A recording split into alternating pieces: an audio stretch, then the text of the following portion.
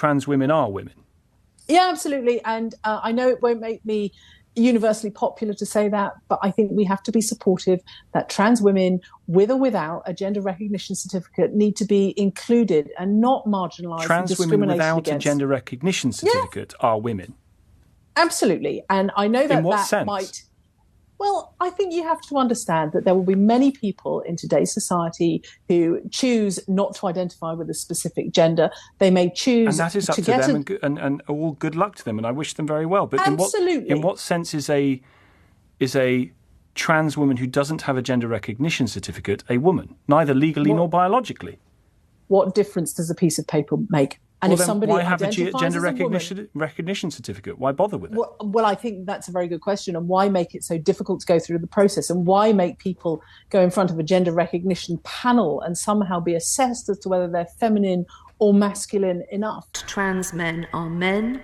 Trans women are women. We are pressing ahead with inclusive relationships and sex education in English schools, making sure that LGBT issues are taught well.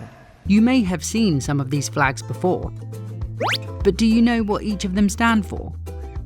Use this video to quiz yourself on how many you know. Do you know there are so many gender identities? So we know we've got male and female, but there are over 100, if not more, gender identities now. We've set out plans to reform the Gender Recognition Act, streamlining and demedicalising the process for changing gender. But the reality is that we have to support trans women and indeed trans men.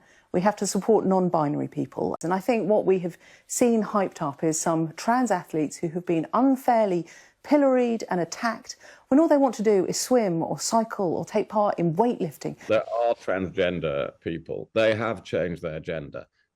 This is part of our society now. And I think large national organisations like the WI have to get over that and get used to that. You are suggesting that transgender people do not exist. You are suggesting they are lesser than other LGBT people. And I will not stand for that, because it was trans people who stood with gay people at Stonewall. It was trans people who fought alongside for LGBT rights. So when you say LGBT, you suggest, when you remove the T, you suggest that they are lesser.